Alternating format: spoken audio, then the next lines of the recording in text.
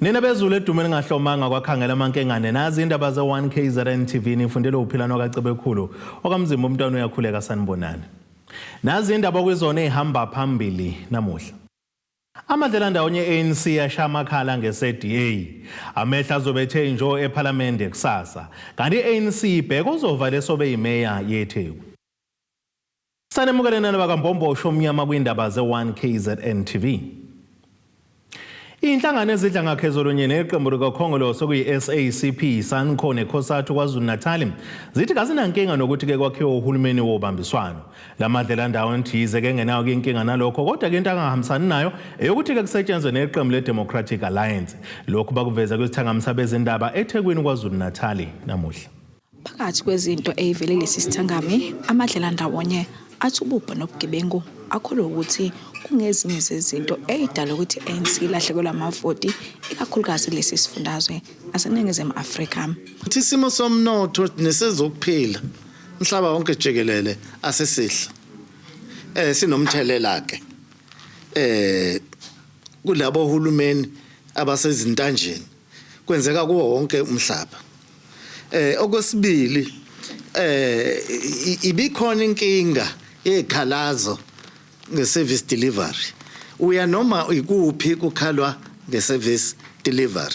Ukuthi ke kukhona ukuthi ke ukungenzi kahle kulomkhakha we-service delivery. Okunye ke izinga eliphezulu lobugebengu kanjalo ne-corruption. Okunye okuvelile baphinde bakhala ngokuxhumana okungekho kahle phakathi kwabo kanye nenhlangano obusayo okuyi-ANC. Njengoba kumanje ziningi izinto esingatsheniwe zona kuneyingxoxo ezikhona namanye amaqembu ezepolitiki ekuzobe kubekwa uhulumeni kodwa ke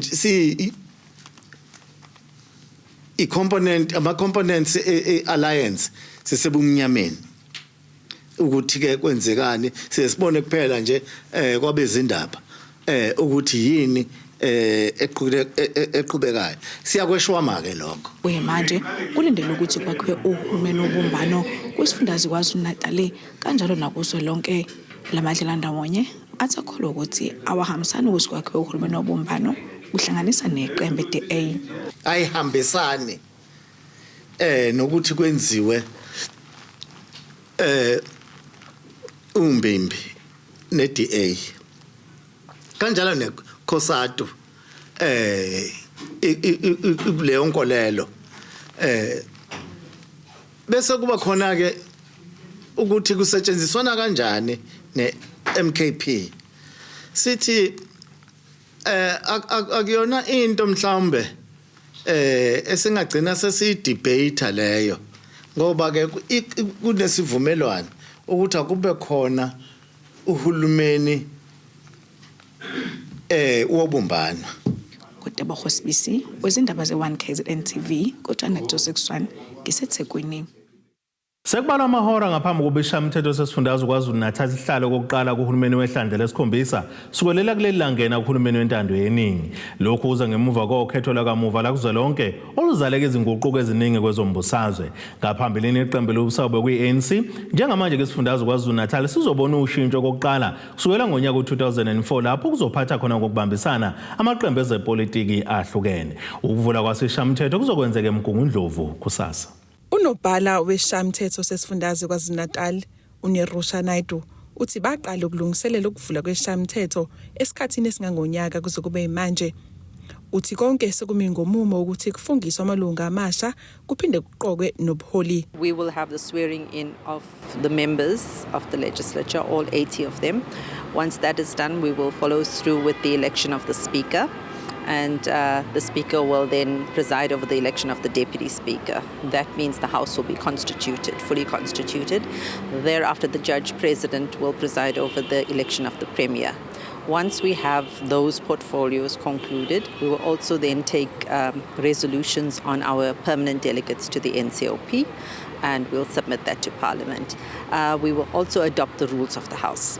Now, the rules of the House are very clear on portfolios in terms of the chairperson of committees, the deputy chairperson of committees, the chief whip, and the like. We can see that it is not going to be similar configurations as we have had in the last, in the 6th term, the 5th term, and the 4th term. But we do know that there are returning members, there are members that understand the rules of the legislature. And so we will work, we have legal advisors, we have an administrative team that has been here for a number of years. They understand processes. So we will give advice to the parties. The legislature is very much driven by parties and consensus, and so we're expecting that the political parties that are coming into the House will work together within the confines of the rules, and we will then make decisions based on what the majority are advising, and we will amend the rules if necessary. Namuhla amaqembu ezepolitiki aya eShamthetho abe matasa lungiselela usuku lakusasa kepha iqembu lomkhonto wesizwe kafushane iMK ibe nezingqinamba eziphathelene nokushintshwa kwamalungu ayo aya eShamthetho. uNaidu uyanaba. We have, as I said, communicated with parties, so we've never communicated with any individual member. And what we found this morning was some members that were here indicating that they are on the list that's been gazetted. We have received letters from the MK party indicating that they are supplementing their lists because some of their members have been expelled and some are not available. The Electoral Act does provide for that, so we are working through that legally. And so in view of the fact that we have received that communique from the party representative, we then agreed that it was that we wouldn't process the MK administrative processes today. The party also requested that we suspend those processes so that we can check the legality of their submissions. uNaidu uthi balindele kuba wonke amalungu eShamthetho aphelele kusasa. Ezindabeni ze-1 KZN TV ngu-Enda Dube kuseMgungundlovu. Unobhala we-ANC KwaZulu-Natal uBheki Mtolo uthi baphezu kwezingxoxo zegama lomuntu ozovala isikhala sobekade emeya yethe kumXolisi Khawunda emva kokususa kwakhe ile nhlangano. uKhawunda kusabalaleka izindaba zokuthi uyakhishwa kwavela nokuthi usezokuba yilungu lomkhandlu wesifundazwe iNCOP ePhalamende likazwelonke eKapa. Iqembu le-ANC esifundazweni KwaZulu-Natal selicacisile ngokugudluzwa esikhundleni kwemeya kamasipala iTheku umXolisi Khawunda kulandela ukuvela kwezindaba zokujujwa kwakhe ukuba ke abe yilungu lesigungu se-National Council of Provinces. Uzokhumbula mangikuhlehlisa ukuthi ubaba uKhawunda wangena kumasipala seThekwini mangaba sikhipha umeya wayekhona uMama uGumede ngo-2019 August. Wayengena njenganomuntu ozosilekelela ngaleso sikhathi sasazi thina ukuthi uzohlala isikhashana siphinde simbuyisele kuhulumeni omkhulu okanye kuhulumeni wesifundazwe. And sicabanga baleso sikhathi sifikile ngoba kona zikhona inkinga eThekwini asifuna ukuziphika kodwa inkinga ezikhona manje zihluke kakhulu kunenkinga ezazikhona ngo-2019. uKhawunda ukwazile ukushintsha isimo sesithi indlela esasiyiyo eminyakeni angena esiyiyo kuna lendlela asishiya siyiyo manje. Sicabanga ukuthi yabo siyavuma ukuthi ngempela iservice ayifiki lesikhona kodwa ingcono kunokuthi uKhawunda afike khona ngo-2019. Lolu daba luvela nje kuzokhumuleka ukuthi amaqembu ezepolitiki aphansi phezulu nezingxoxo zezivumelwano zokusebenzisana kulandela ke ukuthi lingabe bikho iqembu elizuza amavoti enele ngesikhathi sokhetho okuba ke libuse ngalodwana nokuphoqa ukuba abe nemshado. Umtolo uthi ke yize kukhona abangavumelani ngakho bengamaqembu akulolu mbimbi banqume ukugxila kulokho abavumelana kukho.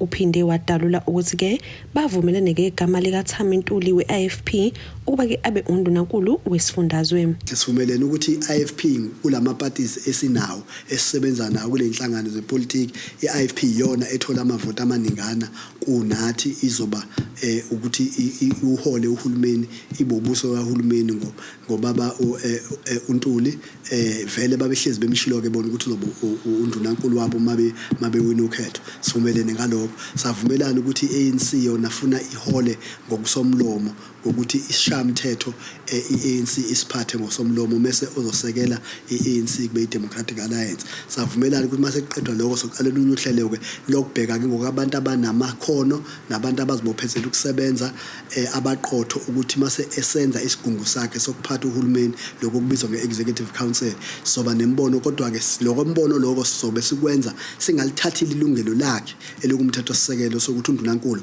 uyena uqoka isigungu sakhe sokusebenza sikahulumeni. Khona manjalo uKhawunda uvezeke ukuthi ke ukwamukela ngezandla ezimhlophe ukugudluzwa kwakhe ubekhuluma ke esithangameni nabezindaba namuhla lapho evalelise khona. I was not surprised by TV.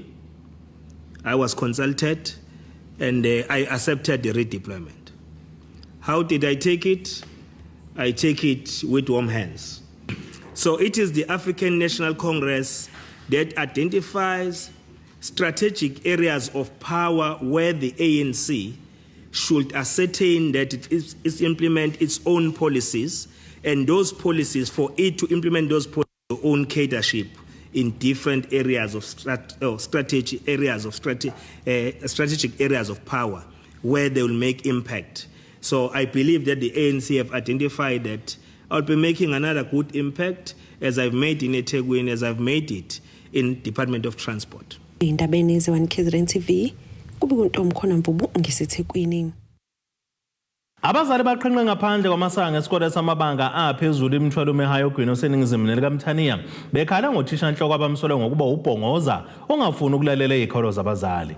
Labazali bakhala ngesimo senhlalo esingesinhle sabafundi abahlala ehostela kulesi sikole njengoba ethi izindlu zangasese azinawo amanzi ukudla kwesinye isikhathi ke konakele kanti nabantwana abalala ke embhedeni engalungile kanti ke lesi sikole sesiphenduka inkundla yegcwele njengoba ke nemilutho eyidakamizwa isibabamba inkunzi abafundi. Abazali benqatshela ukungena ngaphakathi ukuze iziko lezindaba lizibonele konke abebekade bekhala ngakho. Baqhinqe ngaphandle kwamasange esikole samabanga aphezulu imithwalo mehayi abazali abakhala ngesimo senhlalo sabafundi abahlala ehostela kulesikole. Bathi abantwana bathi amanzi awekho ezindlini zangasese, amawindi afile, ukudla kwesinye isikhathi kubolile. Umzali uthi usishanhloko uyababalekela uma bethula lezi zikhalo. Kunento esingenelisekile ngazo mayelana nehostel. Ukufunda kuhamba kahle asinankinga ngokufunda. Indaba isehostel. Lapha nehostel siyakhokha izimali ezinkulu. Ingane ngayinye ikhokha imali engango 19,000 kusho imali esigonyaka. Imali esicontribute lapha ibalelwa ko 4.7 million. Ngokwe Schools Act uthisha omkhulu ufanele ukuthi kube khona ihostel committee elilawula ukusebenza kwemali yasehostel. Libheka isafety yasehostel. Libheka zonke izidingo zehostel. Njengamanje lana ehostela amanzi awekho. Ingane zigezele emabhakedeni zigezele eminyango ngisho ngabe izulu liyanetha. Ama-toilet awanawo amanzi. Ngisho ukudla ezikudlayo azijabulile na azithizi nje zicomplaina ngokudla ezikudlayo. Kodwa siyakhokha mase sicela uthisha ukuthi uthisha omkhulu sicela uba nomhlangano nawe uthisha omkhulu akasiphendule. Ube esekhala nangokuphepha kwabantwana. Kuthiwa kule ndawo khona umaligaju. Kushuthi ne-safety nje vele ayikho. Uthisha omkhulu akwazi ukusitshela ukuthi imali esicontributayo uyisebenzisa kanjani. Omunye umzali ukhala ngokuthi abantwana bayagcolezwa ngaphakathi esikoleni kanti badla nokudla okubolile. Mina wami nje efunda ugrade 9 kuke kwangena amaphara abathatha amafoni and into ehlezi yenzeka leyo kodwa uthisha omkhulu mase sicela asizamele ama security kuyiwona ayomkhulu laba akazi nje akuthathe serious lokho. Ukudla okudliwa izingane zethu akusigculisi. Khona isikhathi izingane zethu ezike zadla ukudla ongathi kunempethu bashuthela basendela ukudla zagula zithe mayigula izingane icela ukuthi ziye clinic wathi uthisha omkhulu uzomehlisa isithunzi. Umzali uveza ukuthi bebe nesifiso sokuthi iziko lezindaba lizibonele lezi zinto abakhala ngazo kodwa amasange esikole avalwa. Inhloso enkulu namhlanje ukuthi nibone la ngaphakathi nibone hostela nibone nama toilet sonke nje isimo nizobona nase kitchen ukuthi isimo sakhona sinjani ngoba lento akusiyona eyethu kuphela nje sabazali eyengane zonke ezifunda khona lesikoleni ehlala ehostel besifisa ukuthi nibone njengamanje kwenzeka isimo esingajwayelekile uthisha omkhulu uappoint ama security amasha aphethe izibhamu la asiwazi kanti imali yesikole mayisebenzisa kufuna adlule kuthina senze nayo ibudget umethi udinga security abonisane nathi iqala before imali ayisebenzisa siyakweshama lokho esikubonayo namhlanje akasitshelanga futhi ukuthi imali yethu esiyikhokhayo uzoqasha ama security ngayo usenza kona ukusebenzisa imali yethu ngaphandle kwethu. Iphunzile imizamo yokuthola ukuphawula komnyango wezemfundo. Lo mbiko benwethulelo uZamando Sicele wezindaba ze1 KZN TV ngisemthwalume. Ake siyetolene nebesilo sobuye sibuye nezinye zindaba.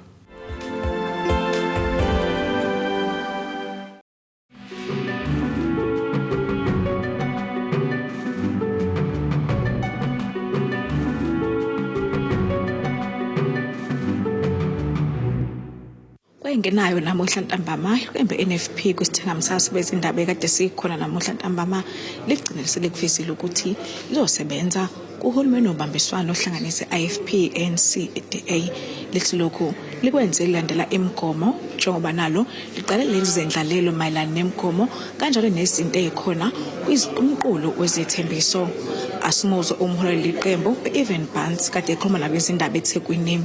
Siqembu le-NFP sibuke iproposal yethu ukuthi sifuna ukuba ingxenye yohulumeni omkhulu, sifuna ukuba ingxenye yohulumeni wesifundazwe, sifuna ukuba nomngxenye yohulumeni basekhaya. It's only but obvious ukuthi onke lamaqembu besihlezi nawo omathathu which is IFP, ANC and DA nathi included abes4 masihlangana siyawuform uhulumeni at the national, provincial and the local government level. That's the first thing esibukile. Eyesibili into esibukile sibuka inamba.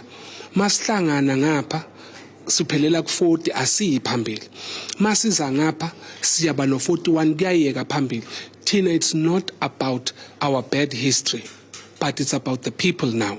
Angithi makwi government of coalition we have to strike a compromise. We had to compromise our bad history so sikwazi ukushintsha impilo zabantu. Kwesinye isikhathi uNkulunkulu ukhuluma ngendlela ezahlukahlukene.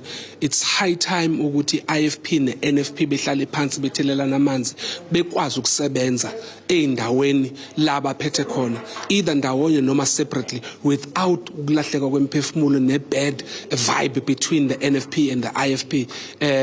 Voters forced us to have this discussion and I'm glad yenzeka and it's going to be a process. Yingakho sithi thina emva kwalokho sifuna ukuthi thina sihambe sokhuluma nabantu bethu siyoba understandisa ukuthi why sisebenza ndawonye singamaqembu ahlukahlukene kodwa sikhetha ukuhlangana ndawonye ngoba yibona basho njalo ukube ube inamba bezisho kunye ngaba sikhuluma lokhu namhlanje abantu baseningizimu Afrika abavoti beNFP abavoti beIFP abavoti beANC abavoti beDA abathe KwaZulu Natal nasezweni lonke akube nohulumeni obambiswana asibambisaneke senzeni sishintshe impilo zabantu ngoba babonile abantu ukuthi uhulumeni one government majority awusizi. It has been failing. Now they brought all of us on board to change people's lives.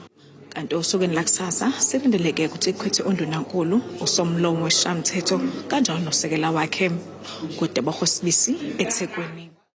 Ubuholi benhlangano yabafundi ehlangakhezolunye EFF okuyi-EFF Student Command buvakashele kumndeni kaMlungisi Madonsela wasejozini enyakatho KwaZulu Natal wadutshulwa washona esikhungweni semfundo ephakeme DUT ngonyaka ka2019 ngenkathi kunombhikisho wabafundi.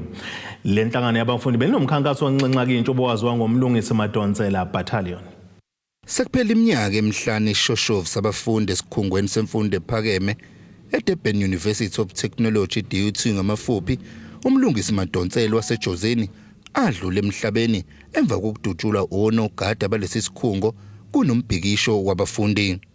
Lesigameko senze ngonyaka 2019 nalapho abafundi babelwela izindawo zokuhlala nokunye okuyisidingo zabafundi. Ubuholi bomkhankaso weMlungisi Madonsela Battalion buvakashele umndeni ejozini. Kanti unina kaMlungisi uthi kuyamjabulisa ukuthi basamkhumbula umntwana wakhe ngoba wayesinikele kulona leli qembu. Kanti uphinde waveza ukuthi uzwa ubuhlungu kwazisa indodana yakhe yayinezihlelo eziningi emva kokuphothula ukufunda. Ngiyathokoza kakhulu futhi nje ngiyathobeka kakhulu ukuthi namanje ngisayibona iEFF noma bengitshela ukuthi vele sebekhohliwe ukubabona ke beqhamuka kuvuselela ithemba kimi elokuthi hayi iqiniso ukuthi umlungisi bekumngani wabo bebemthanda nathi siyabonga singabazali bakhe asinalutho singalisho siyabakhulula ukuthi bangenza lokho abafisa ukwenza ukumkhumbula zonke izinto abafisa ukwenza ngaye asinankinga ngoba wayikhethela yena sasineyinhlelo nomlungisi kunezinto sasithembisene zona nje bengimkhumbule nje einsukwini ezidlule hlungu nje kakhulu ngoba mangibuka nje indawo yakhe wayithe mama indlu yami ngizoyibeka la lezihlathi zakho ezitshala lakho ngizoyisusa yabo ziningi izinto wayekhulumile so nje kubuhlungu kakhulu salahlekelwa nje kakhulu ngokuhamba kwakhe kodwa ke sizothini lokhu yena obehola umkhankaso okunxenxa intsha ukuba ivotele leli qembu nobuwaziwa ngomlungisi Madonsela Battalion uthi bavakashele lo mndeni ngoba beliqonda kahle iqhaza likamlungisi njoba wayelela inkululeko yabafundi.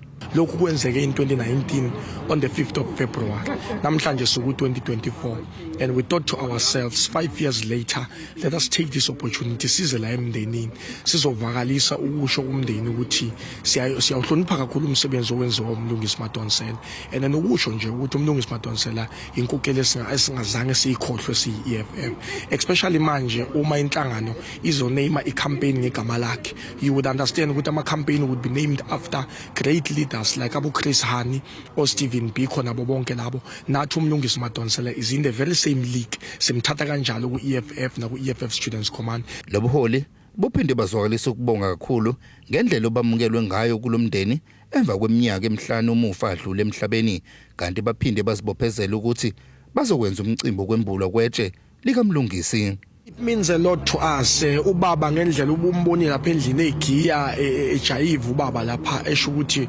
bafana nginizwile niqula ingoma ethi mlungisi ulele kanjani lapho ulele khona esho ukuthi niqule ingoma ukuthi emlungisi wena ulele kanjani lezo ingoma ezenza umuntu omdala wasukuma la behleli khona wagiya nathi besize la ukuzokwenza isicelo kumndeni because siyafisa ukuthi iorganization Economic Freedom Fighters si donate nge-tombstone ukuze ukuthi bakhona ukufaka lapha endlini yakhe la lele khona. Nakuba sekuphela iminyaka emihlanu kuze kube imanje zisabonakala izigameko zembhikisho esikhungweni zemfundo ephakeme nalapha abafundi belwela izinto eziningi ezahlukene ezisidingo. Ezindabeni ze-1 KZN TV kubikuthi abantu Maphumulo eJozini. Umsunguli wenhlangano engenzi inzuzo ezinze endaweni yaseMatshane empangane enyakatho KwaZulu-Natal iKasi Heroes Foundation uVeron Ngubane uthi umehluko bakhona ngenxa yengane ezisuke zingaphelele ngomfaniswano wesikole kudala omkhulu kumonakalo kumfundi uqobo. Umbomvu usho kanjena ngesikhathi bevakashele kuyikole zamabanga aphansi uzonikela ngecathulo kubafundi ngalesi sikhathi sobusika. Kube usuku oluhlukile esikoleni samabanga aphansi iKangiko Primary School eMatshane empangeni lokhu ulandela ukuthi ke lesi sikole sanjelwe inhlangano engenzi inzuzo iKasi Heroes Foundation eholwa ngabantu abasha ukuhambela kwale nhlangano kulesi sikole bekunenhloso yokuzokelula isandla kubafundi abangakwazi ukusisiza labafundi bahlomule ngesicathulo ezingama-60. Umsunguli wale nhlangano uVeron Ngubane uthi ukungafani kwezingane esikoleni kuyawuqeda ke umdlandla okuthanda isikole. Ukuzethemba kuba izinto ezincane lezi thina esingayinaki ne-experience iyona futhi edala ukuthi umuntu ebone ukuthi yazi icathulo zenza umehluko omkhulu ngoba izingane ayinqeni ukuchwensana ngayo lento yecathulo phela ingane isuke ingazi kodwa ichwenze ngento eba personal uthola ukuthi ukuzethemba usenakho nokuthanda isikole futhi nakho akusekho. Amazwi kaVeron Ngubane afakazela uthisha inhloko walesi sikole umnumzane uBonithemba Buthelezi. Njengesikole sijabule kakhulu ukuthi sibuqhamuka abantu abanje emphakathini abangacabangeli bona bodwa kuphela ukuthi isebenzi labakwenzayo bafuna usizo kwabanye ukuze bezothengela izingane bese kwazi ukuthola i-uniform ezokwazi ukuthi zisizakale mhlawumbe ekufundeni kwabo. Lokhu ke kuhamba ibanga elide ngoba uma ngabe ingane inezinto mhlawumbe seyicathulo or shirt ukuthi mhlawumbe akufani nabanye uyayezizwe engafani nabanye mhlawumbe azizwe ukusebenza kwakhe kuhambe kwehle ungabe sesingenele right so ethola ke naye okunye kuzomenza afane nabanye kumenza ukuthi akwazi ukugcina osebenza kangcono bese kuyasisiza isikole kusize naye nje ekuphileni kwakhe konke. Lokho kusisiza kakhulu nabantwana bethu ukuthi noma behamba besikoleni basibuke bangazinyezi ngenxa ukuthi nabo bayibona bagqoke umfaniswano kanye nezinye ingane. Uhambo lolenhlangano luphelele esikoleni esikude buduze nabaqale kuso iMatshana Primary School ngenhloso yokuzokwenza okufanayo. Ezindabeni ze1 KZN TV kubi uNkosanhle Mthembu eMatshana eMpangeni. Ake siphinde futhi siye etodeni nabesilo sobuye sibuye nezinye zeindaba.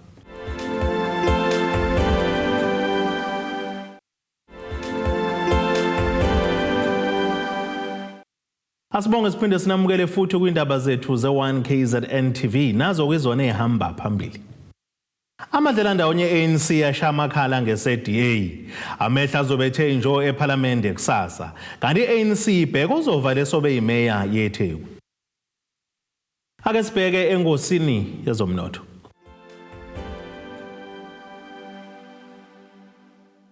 Iranda kuleli u-18.41 maqhathaniswa nedola laseMelika beku 19.90 ku-euro yase-Europe bengu 23.54 maqhathaniswa nopondo waseBrithani. Intengo yegolide yona $2,313 i-ounce kuthi intengo yalo ngahluziwe yona bengu $82.60 umphongolo. Ake sibheke engosini yezemidlalo. Igama lomqeqeshi uSteve Komphela libalwa njengelinye lahamba phambili kwaba ngase bathatha umsebenzi wokuqeqesha iqembu leSekhukhune United ngesizini ezayo. Leli qembu lisemakethe lithungatha umqeqeshi ngenhloso yokuqinisa ithimba labaqeqeshi ngaphambi kokuqala kwamalungiselelo esizini entsha. Leli qembu kube kuthi ke liseyinhlelweni zokuhlala phansi livumelane ngokumkhulu bekade liqeqeshwe leHlohonolo Siema osenikezwe umhlaba khefu. Ngokusho koMbobozo ehluzo omana lapho ngitshele leli qembu lihlelo kumemezela umqeqeshi omusha ngeviki elizayo. Asibheke nasisimo sezulu esingalindeleka.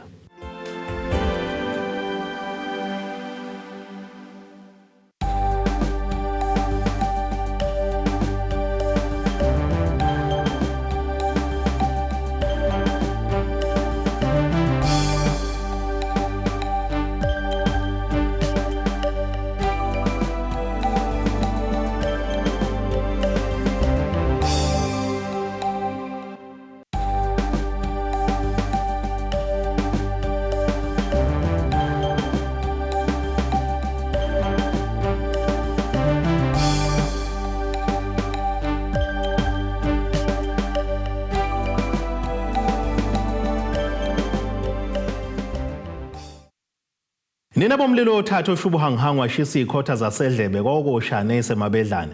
Kamzimba umntwana nethemba lonke le indaba sithi khumu. Abethuli bethu bezindaba baxhaswe ithuliz Bayview Bridal.